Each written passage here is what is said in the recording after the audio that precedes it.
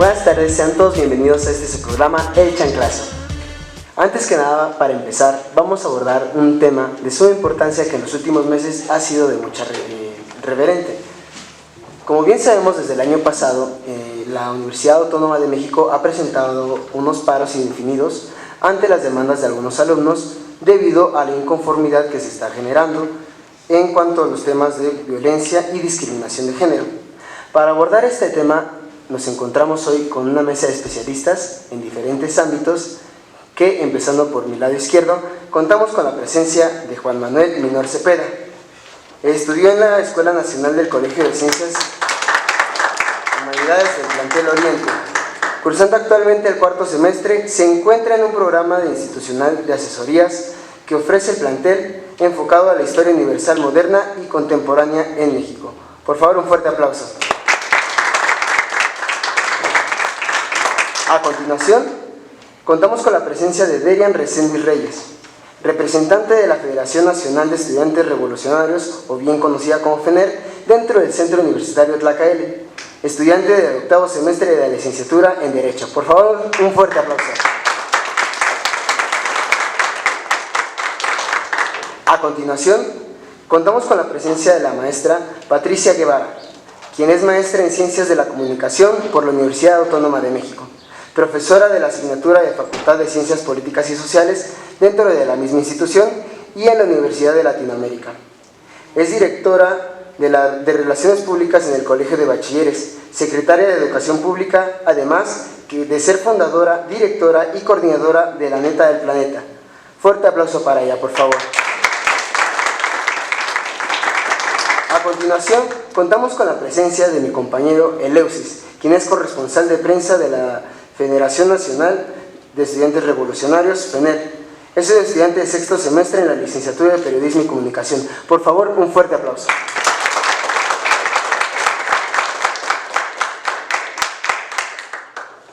Bueno, para abordar este tema, aquí con los presentes, ¿qué es un paro estudiantil?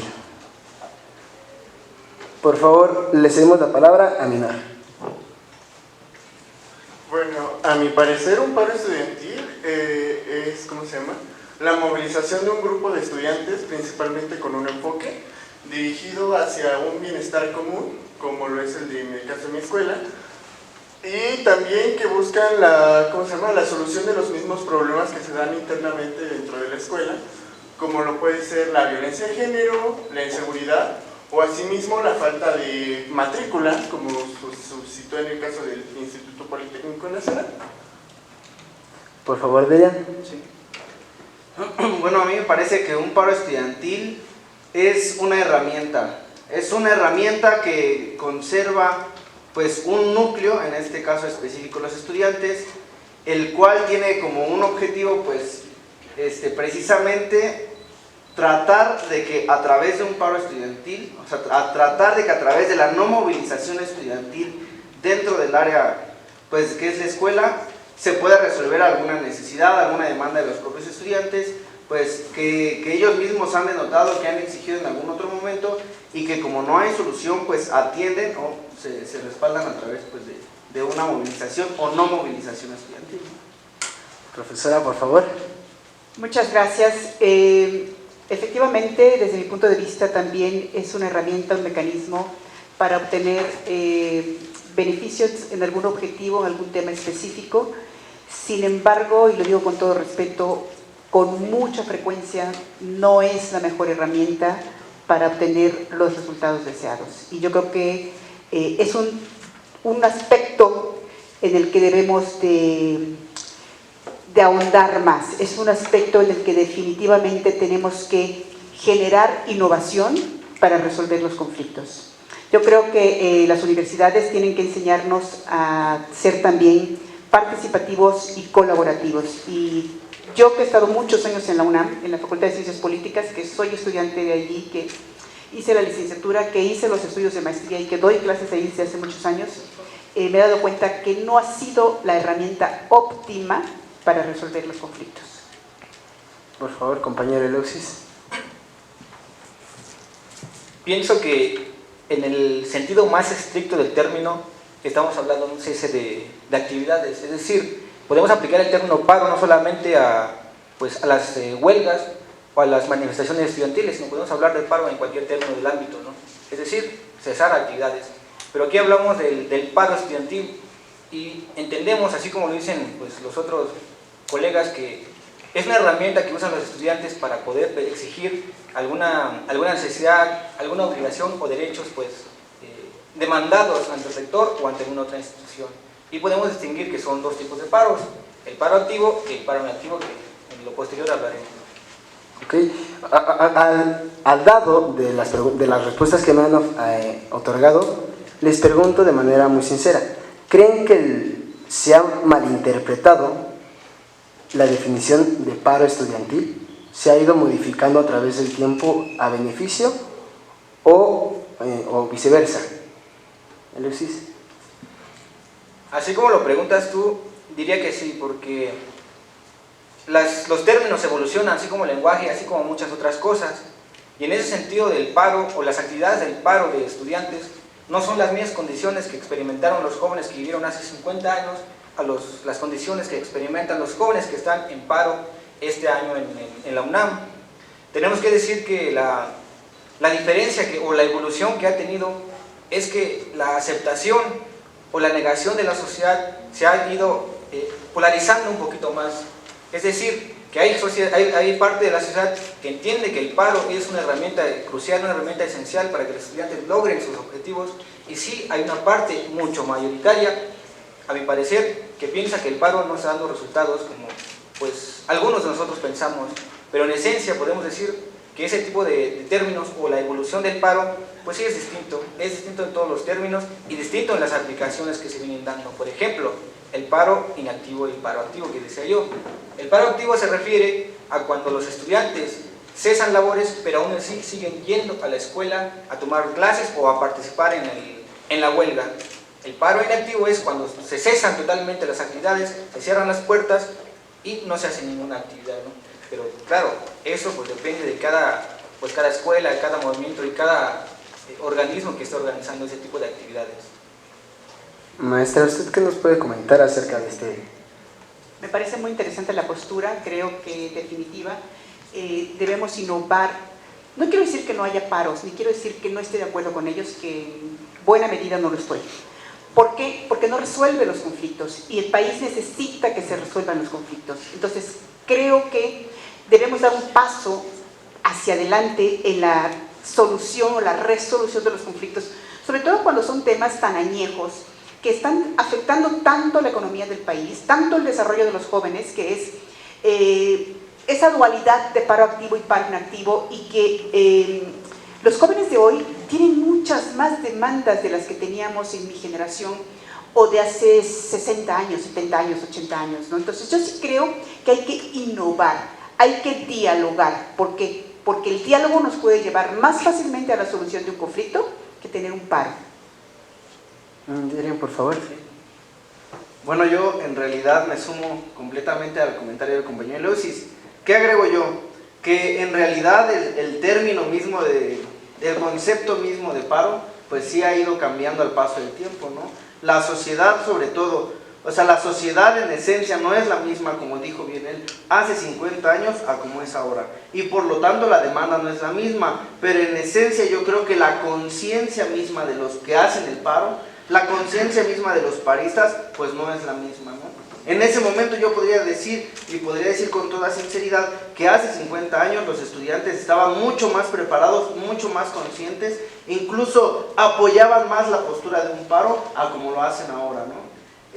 Pues es bien sabido que dentro de la UNAM, por ejemplo, la posición acerca de lo del paro, pues no es el 100% de los estudiantes quienes apoyan el paro. Seguramente habrá muchos contras, y tampoco el 50% o el 60% que fuera el caso que apoyaran el paro, pues están ahí concentrados ayudando con el paro, ¿no? Sobre todo, pues hay mucha, o más bien hay poca información acerca pues de qué también resulta un paro ahora, hacia dónde va dirigido, cuál es la visión y cuál es la misión acerca del paro, ¿no?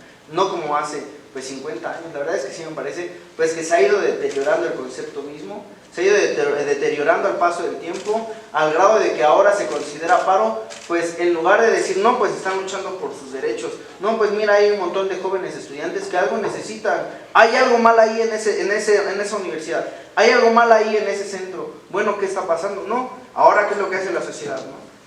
Hacen comentarios incluso, me parece que despojándolos de los privilegios que tienen, ¿no? Por ejemplo, diciendo, esos ni quieren estudiar, por ejemplo. Esos ni quieren estudiar ahora. En lugar de que se pongan a estudiar, están haciendo paritos para acabar la licenciatura más rápido. Y en realidad ellos pues no ven el trasfondo de todo eso, ¿no? No ven que atrás de un paro pues hay un estudiante que en verdad necesita algo y por lo tanto no está recibiendo otra cosa, que es la educación, ¿no? A mí sí me parece pues que ha cambiado el concepto mismo pues de paro. Por favor, Minor.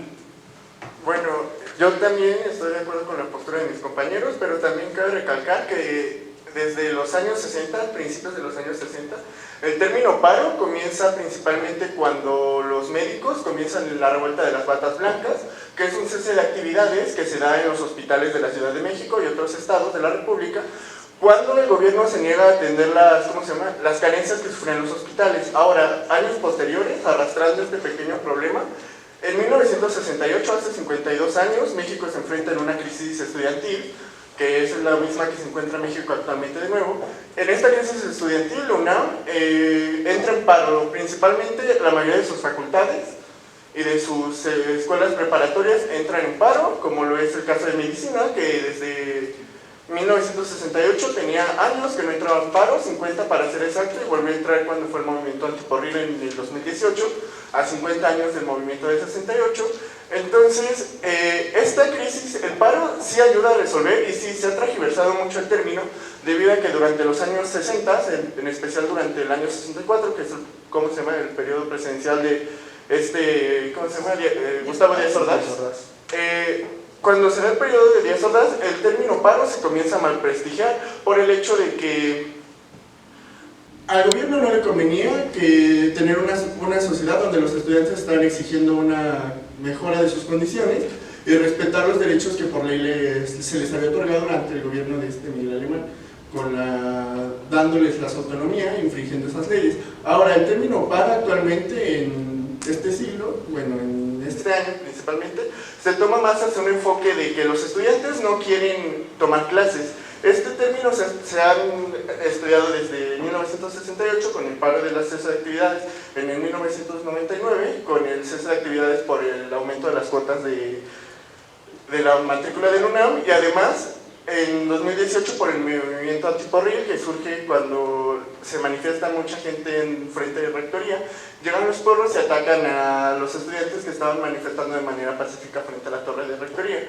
Y en este año principalmente se han transversado más porque la gente no ve un problema que está dentro del UNAM, que es como es la violencia de género. En el caso de mi escuela, no solamente la violencia de género, la inseguridad, la falta de diálogo, y además el hecho de que pues en la UNAM, en el caso de mi director, Víctor Efraín, no ha respondido a ninguna de las peticiones que se le han hecho desde 2018.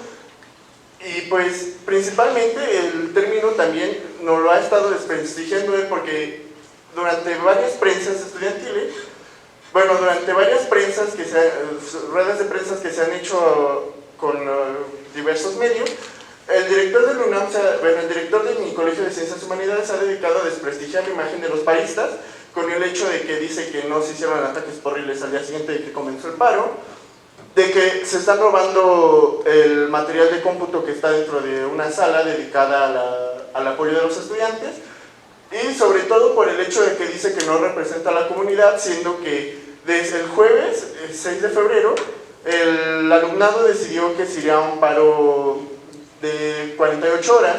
Entonces el director no reconoció el paro, siendo que ¿cuántos estudiantes fueron? 755 estudiantes dijeron que sí al paro y hubo 400 abstenciones. Entonces el término paro es algo que se ha ido desprestigiando a lo largo de las décadas por el hecho de que a los directivos ni al gobierno le conviene tener un paro y que vean que sus estudiantes están en una crisis.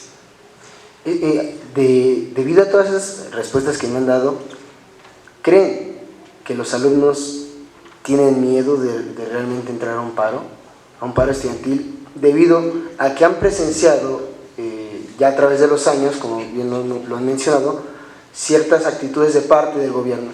¿Creen que exista miedo de parte de los alumnos para poder manifestarse y entrar en un paro completo? ¿Que todos los alumnos quieran entrar? Bueno, esto se lo digo yo desde mi perspectiva y de la misma perspectiva que noté por la mayoría de los compañeros de mi escuela. A mis compañeros no les da miedo entrar en un paro, ni siquiera las respuestas del gobierno. Sienten más inseguridad por el hecho de que los directivos no estén reaccionando ante las situaciones que se han dado dentro del plantel, como lo fue en el caso de nuestra compañera Aide, que supuestamente a lo que la versión oficial que dio el UNAM fue una bala perdida de la Marina que se encuentra en un lateral, pero es imposible debido a que frente a esa puerta hay un árbol y la trayectoria sería muy rara si tuviera que rodear el árbol. Entonces sentimos más inseguridad estar dentro del plantel antes que irnos a un paro, porque, y eso se lo digo por parte de mis compañeros, nosotros como comunidad universitaria sentimos necesario atender las problemáticas que se están suscitando dentro del UNAM, principalmente lo que es la violencia de género y la inseguridad dentro de los planteles de la Universidad Autónoma. Y la verdad sentimos que estamos luchando por una causa común y justa, que a final de cuentas no solamente nos va a beneficiar a nosotros, sino va a beneficiar a toda la sociedad estudiantil futura y la que ya se encuentra matriculada dentro de la universidad. Okay. Dilian, ¿tú qué nos puedes decir al respecto? Bueno, en realidad es un poco subjetivo, ¿no? El problema, o sea, la pregunta que se plantea ahora, porque pues en realidad quienes están metidos dentro del paro pues son los compañeros del UNAM, ¿no? Pero yo creo, como dice el compañero muy humilde, a mí me parece que sí hay miedo, ¿no? O sea, sí hay miedo a la hora de entrar a un paro, sobre todo por lo que yo ya mencionaba anteriormente, hasta dónde, a qué grado de conciencia los estudiantes deciden estar en el paro. Ya no aprobarlo, sino estar en el paro, ¿no? El compañero mencionaba que son 700 a favor y 400 abstenciones, ni siquiera en contra, abstenciones. Y de esos 700 estudiantes que dicen sí al paro, ¿cuántos están en el paro diario? O sea, a mí me parece que es ahí donde pues sí hay miedo, ¿no? Sí hay un poco de terror porque pues en realidad al final del día, ¿quién te respalda? ¿Quién se respalda entre ellos? Son 20 muchachos los que están haciendo el paro, ¿no?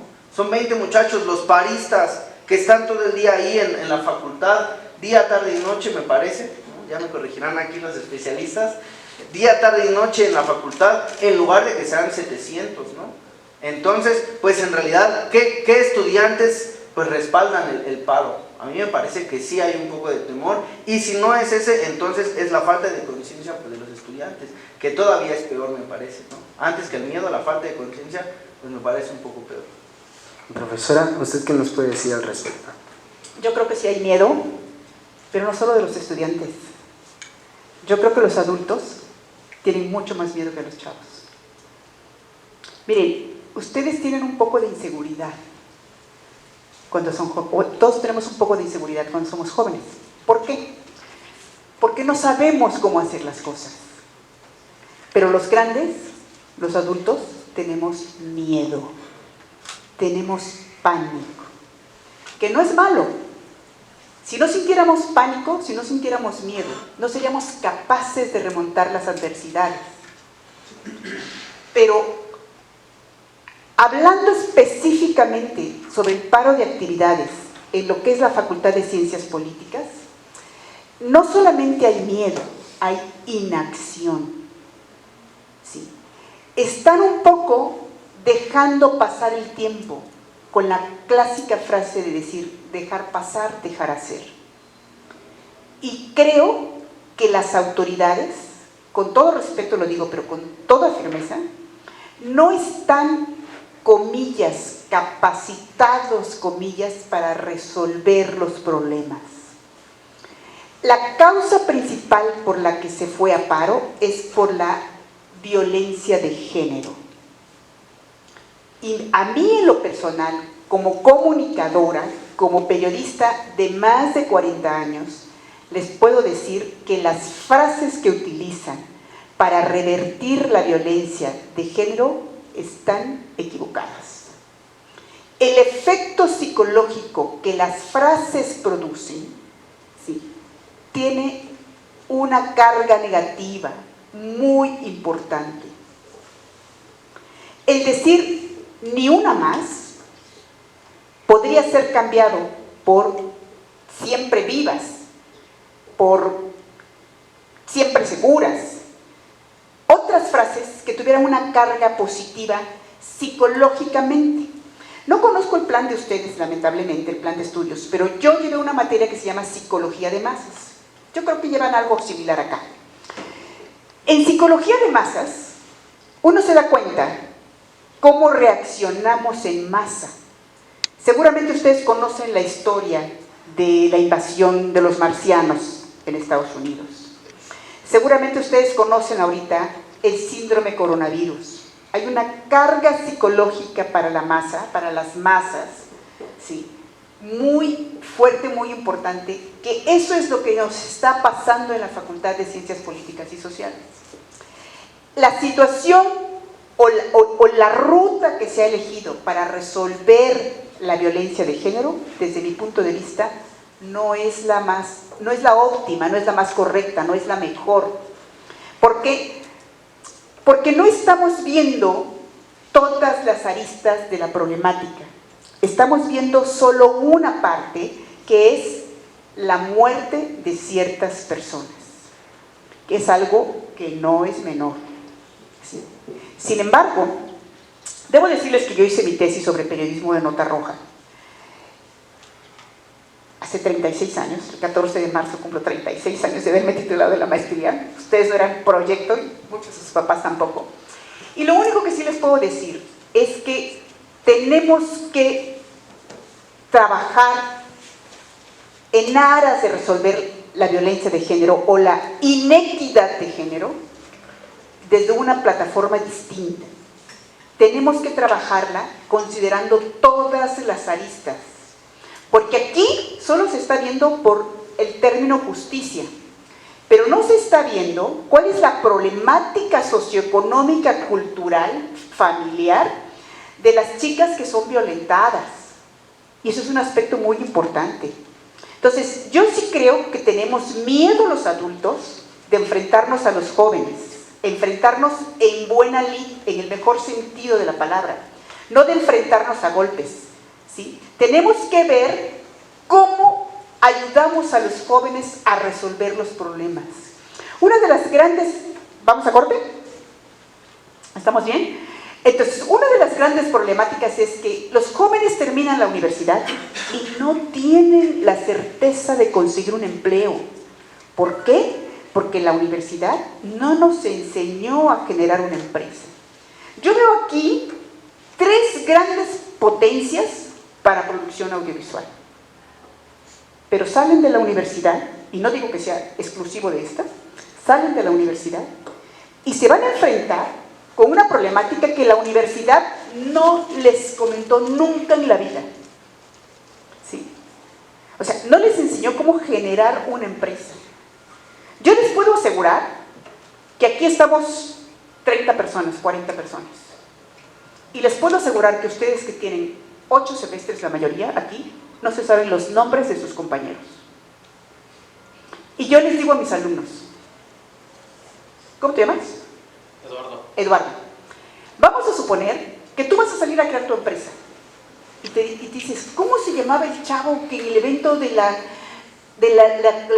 paro estaba a mi derecha también tomando imagen? ¿Te acuerdas cómo se llamaba? Nadie se acuerda. ¿Cómo vamos a crear una empresa? Entonces, para concluir, los adultos tenemos miedo, tenemos pánico de no saber cómo abordar la problemática que tienen los jóvenes. Y yo creo que ahí es donde hay que trabajar. Lucis, por favor. Pues esta opinión sin duda será pues por lo que veo, por lo que leo, por lo que todos incluso vemos en la televisión, porque pues coincido en el sentido de que es subjetivo, porque el miedo o la alegría pues son términos que en realidad se pueden estudiar cuando uno pues los experimenta en el lugar, ¿no? Ahora, solamente pues puedo decir, yo recupero la premisa que ocupa Derian y la maestra, el decir que los paristas en realidad son los únicos que hacen paro. Es decir, la gente, los 10, 20, 40 personas o estudiantes que se encuentran tapando las entradas de las universidades o las preparatorias nacionales son en realidad los únicos que están haciendo paro. ¿Qué quiere decir con esto? Que la inmensa mayoría de los estudiantes no están asistiendo.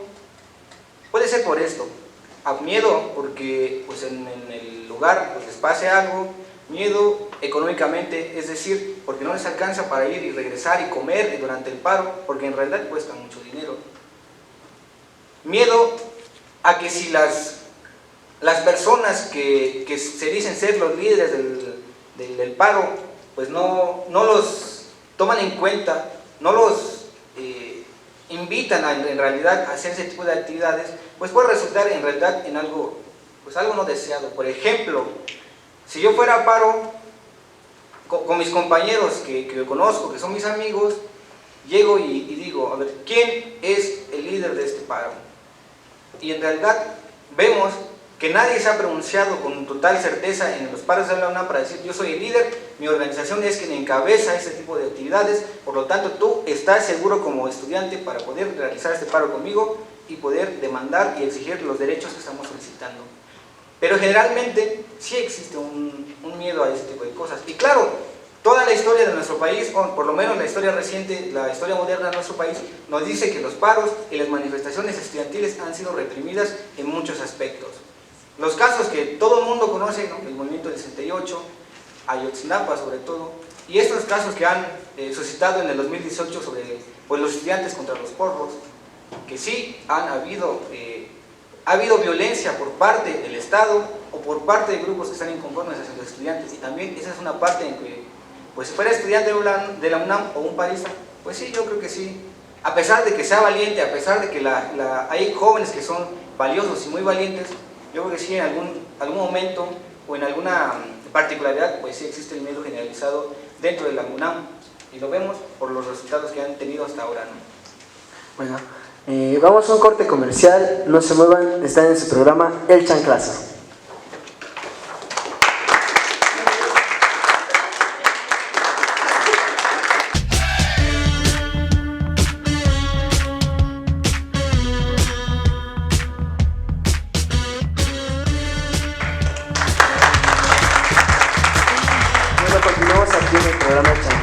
Recordándoles que el tema que estamos abordando el día de hoy son los paros en la Universidad Autónoma de México.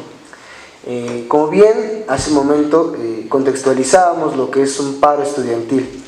A continuación le pregunto de manera directa a Minor, que es perteneciente a una de las tantas facultades que están en este movimiento, ¿qué es y cómo se genera un pliego petitorio? Por favor.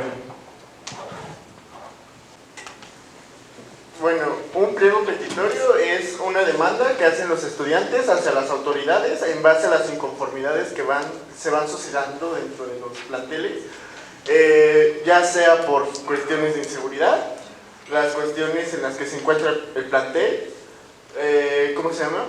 Las cuestiones principalmente hacia qué se hace con los recursos, como se ha estado suscitando, o atender las causas que se van dando respecto a violencia de género,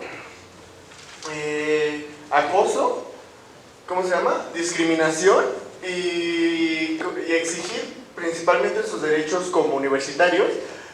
Un pliego petitorio se forma a base de la opinión de diversos grupos de estudiantes. No solamente el pliego petitorio se hace a base de un líder, se hace conforme a la comunidad universitaria, principalmente de la facultad o de la escuela en la que se encuentra estudiando. Y es el pliego petitorio que se va creando en cierta escuela o en cierta facultad, es diferente a una de otra porque las demandas son diferentes. En el caso de mi colegio demanda la destitución del director, atención hacia los casos de violencia de género e inseguridad, como lo fue en el caso de Aide o mi compañera Miranda. Una fue asesinada dentro del plantel y otra la sacaron del plantel. ¿Cómo se llama? La democratización de la UNAM, algo un poco imposible de momento. La respuesta hacia qué se hace con el terreno que se perdió por parte de la UNAM. Cuestión de mi escuela, que al lado se está construyendo una plaza comercial que no debería de llevarse porque están en un terreno propiedad de la universidad. Y además atender las cuestiones de las actas que se han levantado hacia profesores y la destitución de los mismos, porque principalmente la matrícula de los profesores es vieja, lo cual ha hecho que, no lo digo en cuestión de generalizar a todos los profesores, pero en su mayoría la matrícula vieja de los profesores hombres o llegan a ser muy machistas, xenófobos, muy, ¿cómo se llama?, homofóbicos, o muchas veces creen que porque no tienes un estatus, no tienes derecho a aprender y te reprimen el hecho de opinar o de tener una misma evaluación y hacer lo que a ellos se les plazca. Principalmente es eso en el caso de mi colegio, pero hay diferentes pliegos petitorios. Ahora, maestra, para usted, ¿qué es un pliego petitorio, a su punto de vista? En general es un conjunto de solicitudes o de peticiones para llegar a un acuerdo favorable, generalmente a una de las partes, aquí lo está solicitando, y que generalmente no concuerda con la parte que corresponde a la autoridad. Eso es un pliego petitorio en términos de lo que puede ser establecer las bases para una negociación entre dos o más partes y que lleguen a un acuerdo. Ahora, para Derian, un tema que ahorita tocaba Minor, una pregunta es: ¿cómo se aborda el tema de la impunidad en algunas escuelas? ¿Existe una ley que reprima o que existe una ley que estipule ciertas líneas entre estudiante y profesor? Bueno, en realidad la conducta, o bueno, la ley que delimita el comportamiento entre estudiante y profesor, pues antes que la jurídica es la social, ¿no? En el caso específico de la UNAM me parece que es un poco más complicado porque se tiene, dice la compañera, comillas, autonomía, comillas, ¿no? Y entonces pues eso le permite a la misma universidad pues ser capaz de autorregular su comportamiento, ¿no?, su comportamiento en su institución, ¿no?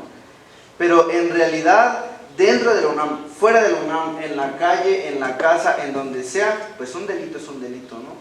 Un delito de homicidio, pues es un delito de homicidio en realidad, ¿no? En este caso el delito de feminicidio, pues es un delito de feminicidio que la UNAM no puede resolver.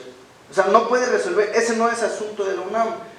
Propiamente quien debe resolver pues es el Estado, ¿no? O sea, el Estado es quien revisa pues el cumplimiento de las sanciones penales. Porque si no fuera el caso, entonces la UNAM tendría que tener sus propios jueces, sus propias cárceles, sus propias autoridades competentes pues para llegar a un salón y decir: a ver, aquí mataron, yo director o yo rector de la facultad lo voy a sancionar penalmente. En realidad pues no sucede así. Lo que te autorregula, ¿no?, en primera instancia pues son las actitudes sociales, ¿no? O sea, ¿qué tanto vemos, cómo vemos al profesor, qué tanto le hablamos? Llega y uno lo saluda, no lo saluda. Bueno, eso es comportamiento social que lo tenemos todos los días. Pero el comportamiento jurídico es autorregulado por el Estado. O sea, el Estado tiene que tener un control total acerca pues de ese tipo de cosas, ¿no? En este caso pues el feminicidio, que a nivel nacional pues se ha tornado un poco catastrófico en realidad, ¿no? O sea, bueno, muy catastrófico en ese sentido. Pues así yo creo que la institución que lo tiene que resolver es el Estado mismo. Entonces, para mis compañeros de la UNAM, yo les pregunto: ¿existe algún reglamento que estipule esas leyes entre profesor y alumno como integrantes de la misma universidad? Cualquiera de los dos que...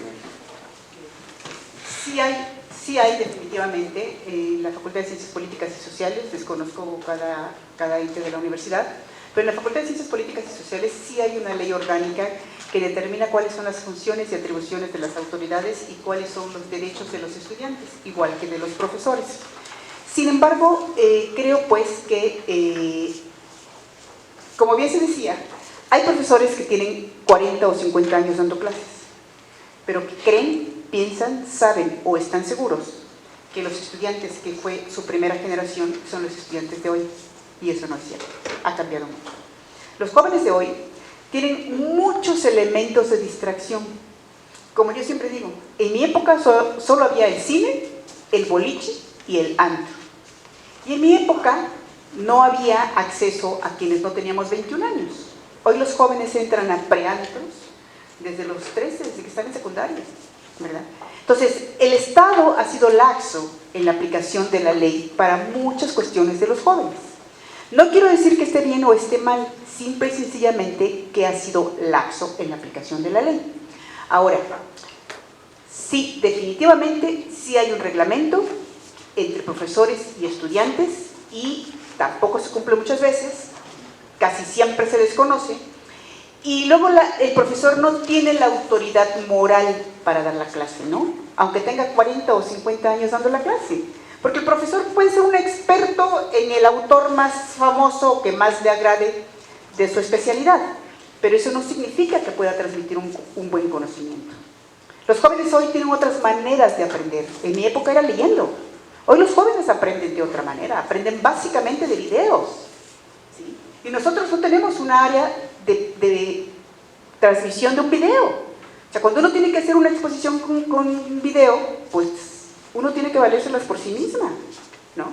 Entonces, hay muchas deficiencias que la facultad ha desatendido, no de esta administración, sino de administraciones anteriores, y bueno, pues hay que trabajar mucho en ello.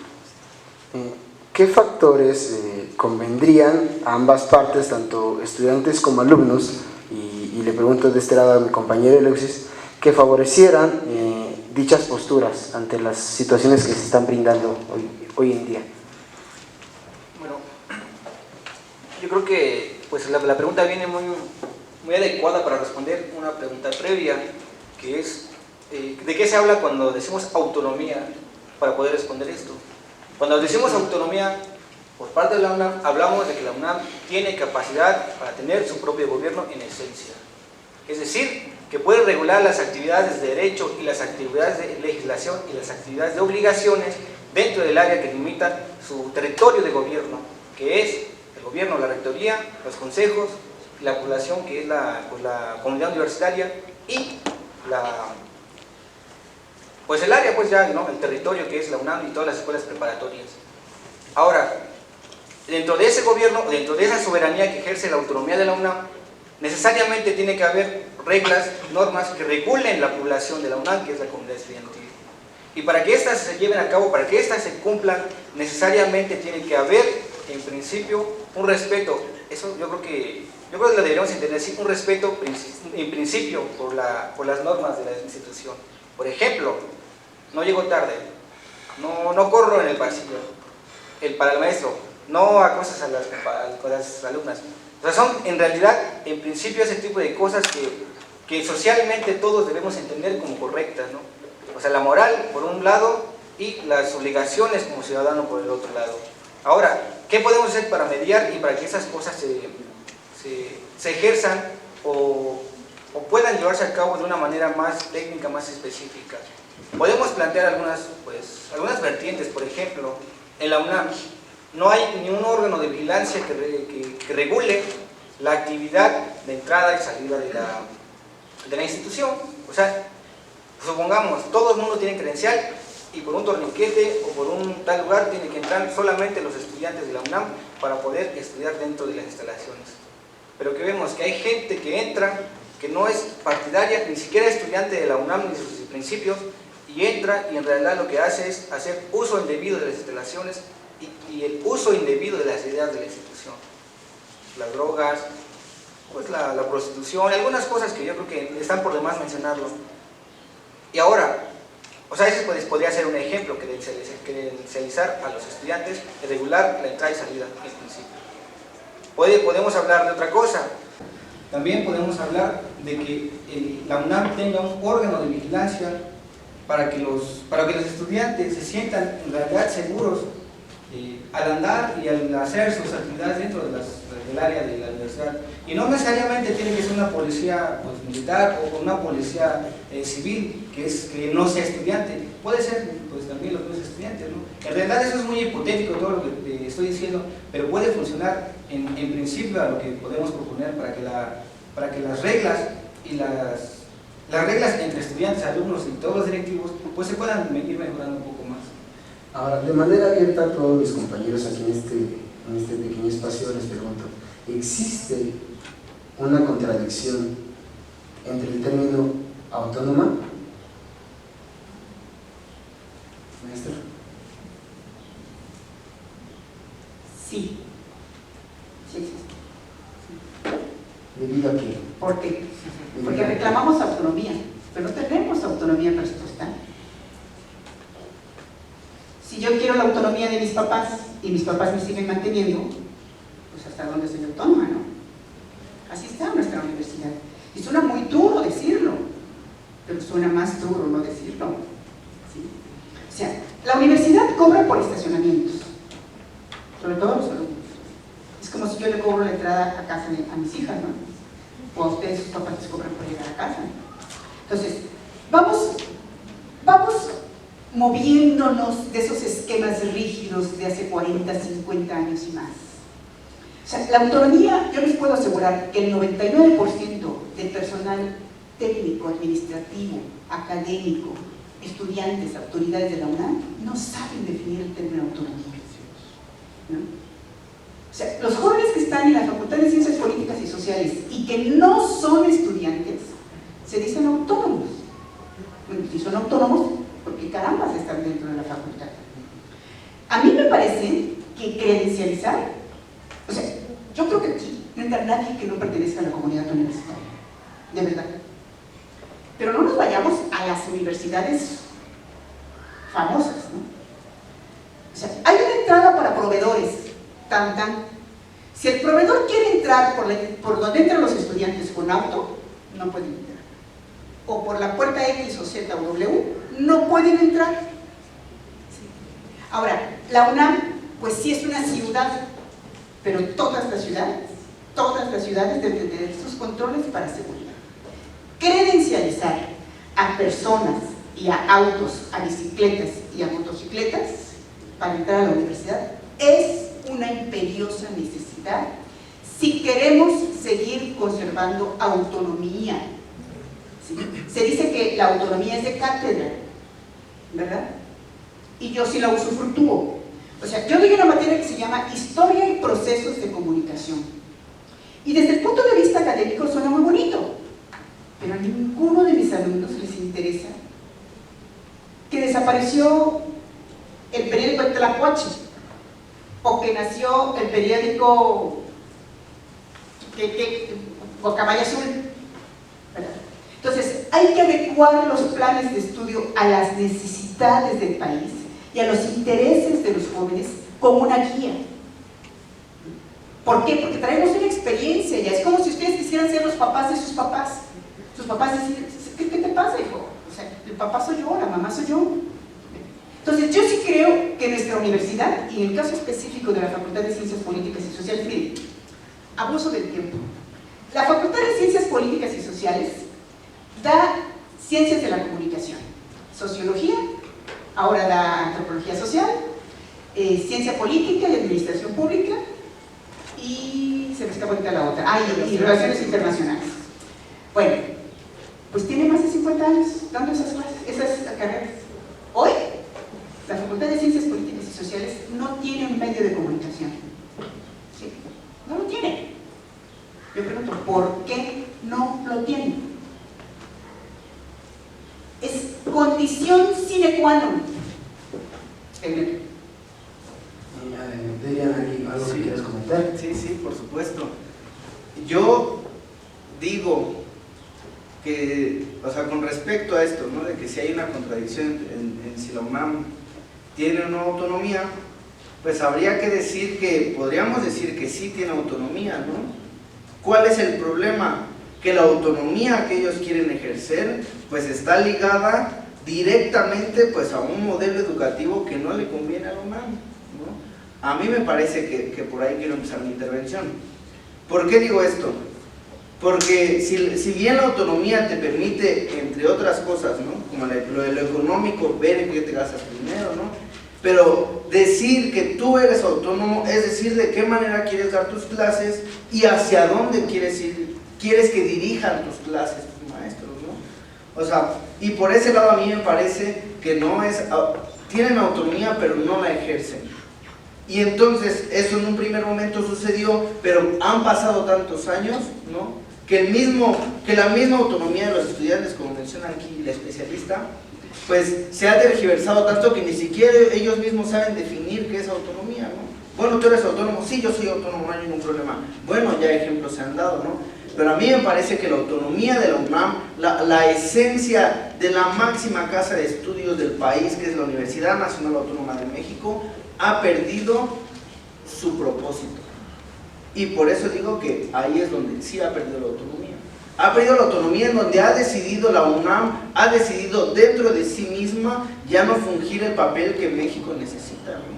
Ya no funge su papel, ya no funge el papel de formar universitarios, bueno, profesionistas, ¿no?, con un sentido estricto de carácter científico y además de eso, pues de un carácter popular increíble, ¿no? La verdad es que se ha perdido. Los estudiantes, ¿no?, lo digo con toda sinceridad, sin que se moleste el compañero, a mí me parece pues que se han desprendido de las necesidades del pueblo, ¿no? Se han desprendido de las necesidades del pueblo precisamente por culpa de que la autonomía de la universidad pues no se redirige hacia donde debe de existir, pues en esencia un universitario como los de la UNAM, ¿no? A mí me parece que tienen todos son la máxima casa de estudios, los de la UNAM muy bien, pero debieran ser los hermanos mayores de todos los universitarios. Debieran poner el ejemplo de cómo se hace en las calles las cosas como un profesionista, pues como lo son, ¿no?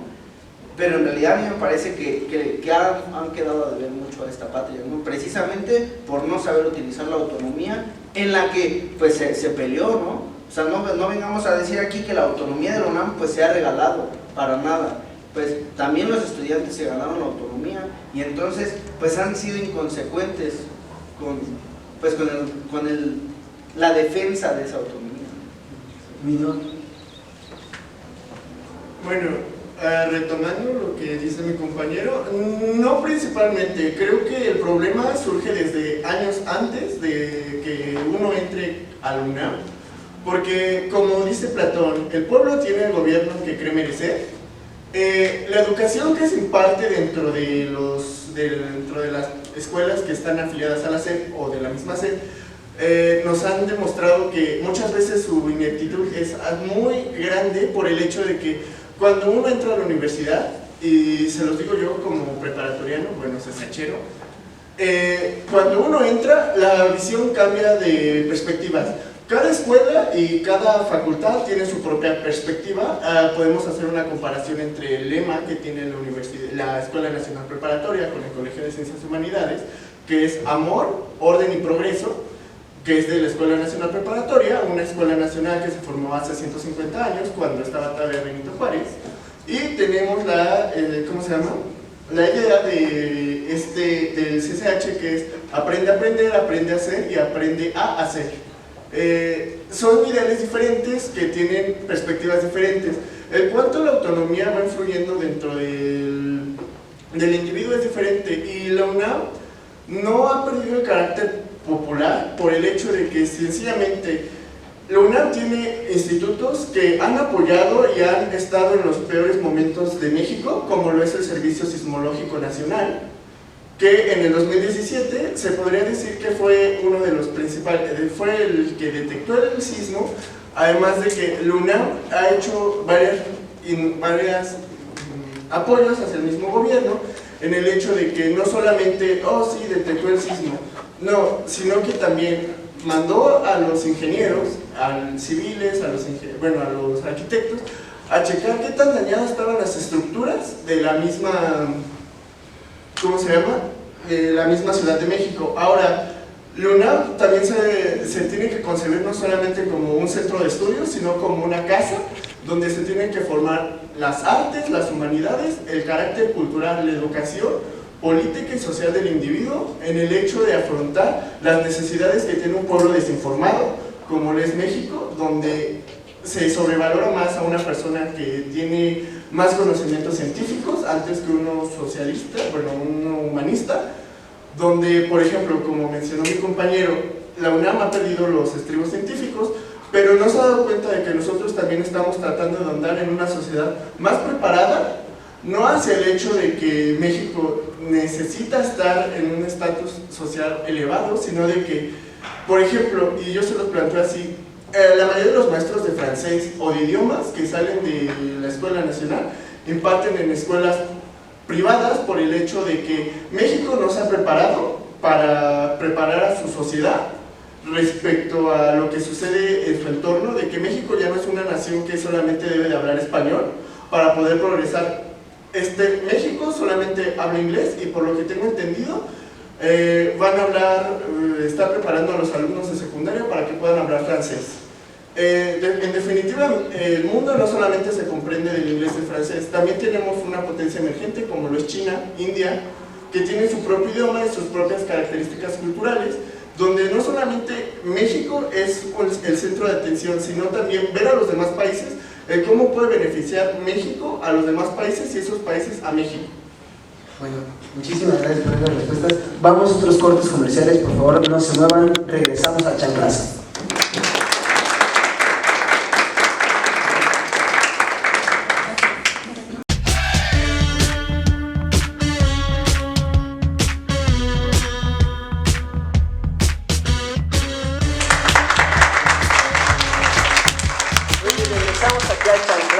Un programa para ustedes.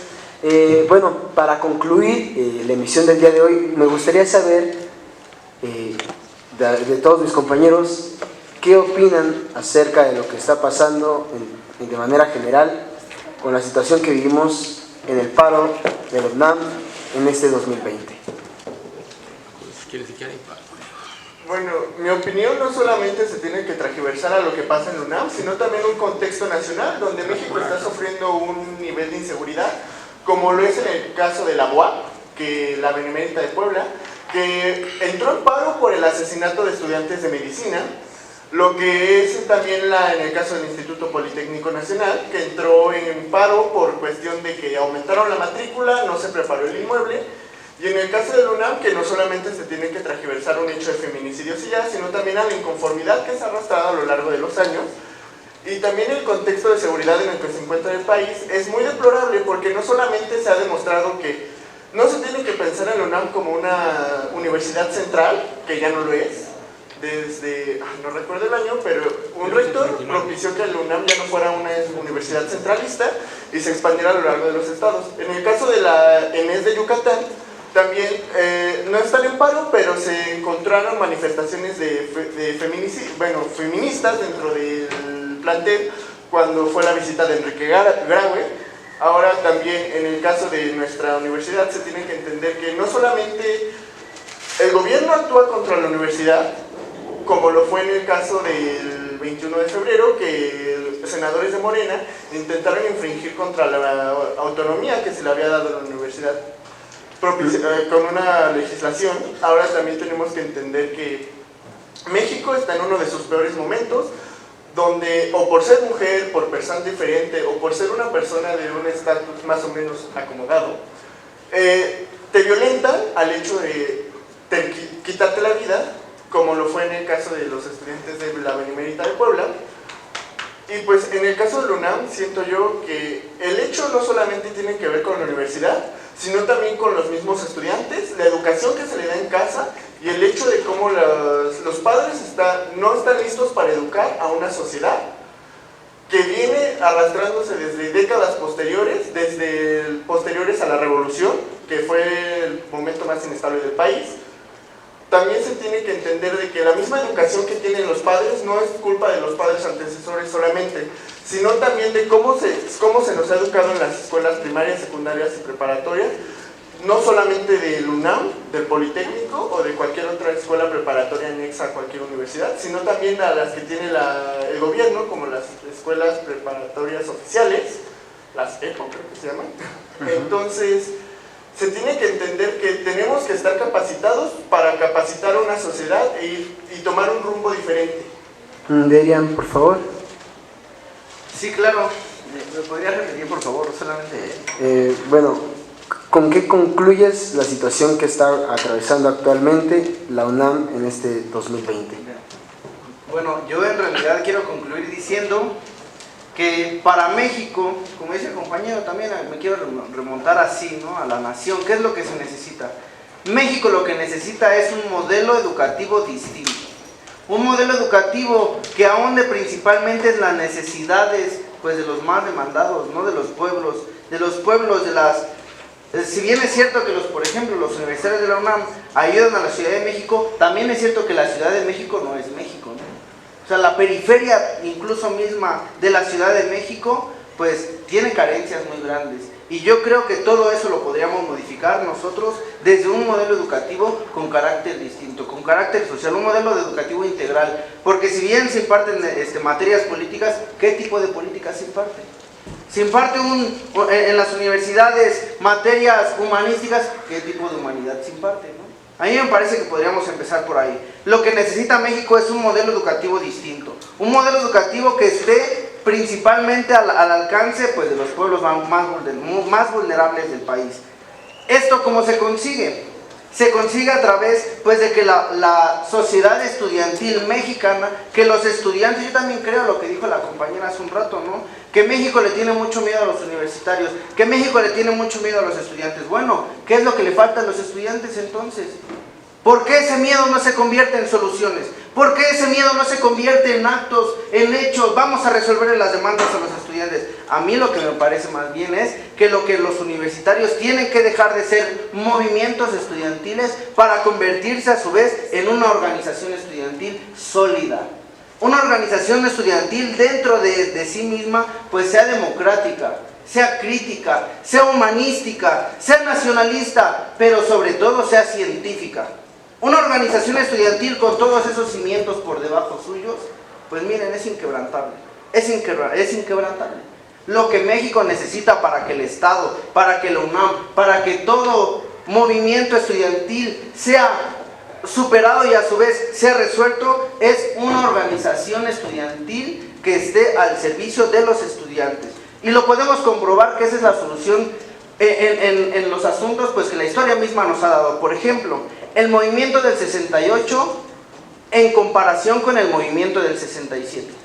El movimiento del 67, la federalización de la Universidad Nacional Hermanos Escobar, en comparación con el movimiento del 68, en el 67 triunfaron. En el 68 lastimosamente no fue así. ¿Cuál es la diferencia entre esos movimientos? La línea política de la organización estudiantil. De la organización estudiantil que se encabezó en este momento. Como dice hoy el compañero, otro ejemplo más contemporáneo, que los compañeros universitarios de la Universidad Nacional Autónoma de Puebla, ¿no?, están ahorita también haciendo sus movilizaciones. Yo quiero decir muy orgulloso que esos universitarios nos buscaron a nosotros como Federación Nacional de Estudiantes Revolucionarios Rafael Ramírez, no solo para que encabecemos su demanda, sino para que nos sumemos. Y por eso así, los médicos, la marcha de las batas blancas, no solamente fue una marcha de 1000 estudiantes de la UAP, sino que la FENER le ayuda, la FENER, al darnos cuenta en que nosotros somos hermanos de carácter social, pues apoyamos también y movilizamos a 10,000 estudiantes, apoyando así a la UAP. Y a lo mejor los estudiantes que también se manifestaron no pedían lo mismo, pero al final del día, ¿qué es lo que pedimos? Paz. Muchísimas gracias. Por favor, maestra, ¿nos podría comentar? Sí, definitivamente coincido, necesitamos un modelo educativo distinto y yo lo remonto a un aspecto que la sociedad hoy, 2 de marzo de 2020, no quiere asumir. En 1968 éramos 48 millones de mexicanos. 2020, 2 de marzo del 2020, somos 127 millones de mexicanos. En este país nace cada año 2 millones de niños. No hay economía que lo resista, no la hay. Es un tema que nos da pánico tratar. Ni los medios de ningún tipo, ni tradicionales, ni convencionales, ni sociales, las iglesias, la academia, los científicos, los intelectuales, nadie quiere poner a debate en la mesa. Todos los que aquí estamos, todas las que aquí estamos, hemos nacido de una relación sexual entre papá y mamá. Y hoy la sexualidad humana se sigue viendo como algo pecaminoso. Yo nada más les digo una cosa, yo sí he pensado en el sublime momento en que estaba siendo fabricada. Desmitifiquemos la sexualidad humana, porque para el 2050 se esperan 150 millones de mexicanos al ritmo de crecimiento que llevamos. Lo trágico, lo patético, es que niñas de entre 11 años y 17 están teniendo niños. ¿Hay otra manera de violentarlas que llevarlas a parir entre los 11 y los 17 años? ¿Hay otra manera en que las mujeres podamos educar a nuestros varones para que no sean violentos con las mujeres? Y tampoco descuidemos que hay mujeres que violentan a los hombres, porque en casa han visto esa violencia. Entonces, partamos de la raíz de la violencia de género. También hay género, también hay violencia contra el género hombre, contra el género masculino. Efectivamente necesitamos un modelo educativo distinto, y este tema, así como hace 10 años pusimos los temas de ecología, cambio climático, biodiversidad y sustentabilidad sobre la mesa de los medios, sobre la mesa de la agenda política, sobre la mesa de la agenda mediática, así estamos comenzando a subir el tema de la sexualidad humana y de la demografía de este país a la mesa de discusión.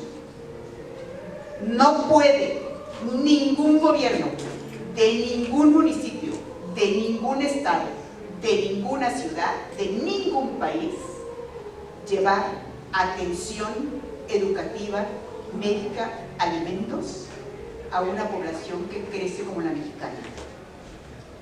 Yo nada más les pregunto, ¿de verdad, con los recursos que este país tiene, se merece 60 millones de pobres?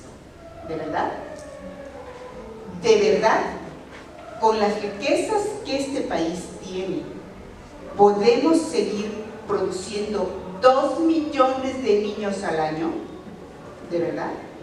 Pongamos el tema en la discusión mediática y pongámoslo básicamente los jóvenes.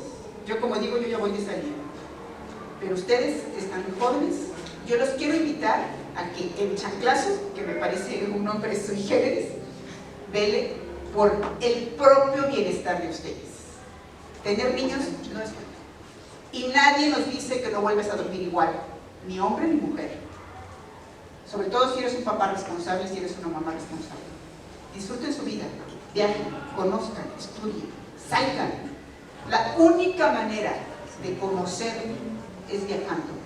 Y si ustedes son estudiantes de comunicación, jóvenes, tienen que salir del cascarón y tienen que conocer otras latitudes, tienen que viajar por su país, tienen que conocer y reconocer cada rincón de esta patria. Adelante. Y bueno, ya por último, por favor, la palabra a mi compañero Eleusis. Gracias. Es fundamental, yo creo que también agregar la situación generalizada que se vive en nuestro país para poder hablar particularmente de la UNAM. Ahorita en la mañana marcharon nuevamente los estudiantes de la UAP, de la UPAEP y algunas escuelas, algunas otras escuelas universitarias de la ciudad de Puebla, pero también hay paro en la UNAM, también hay inconformidades en la Universidad de Sonora, hay paro en la Universidad Autónoma de Oaxaca, y hay paros y manifestaciones y reclamos en todo el ámbito del territorio mexicano. Nosotros no podemos entender esta situación si es que no podemos ver que la causa en esencia del problema tan grave que vive nuestro país es, sin duda, la injusta Me gusta. Muchísimas gracias por sintonizarnos. Nos vemos la próxima. Muchas gracias.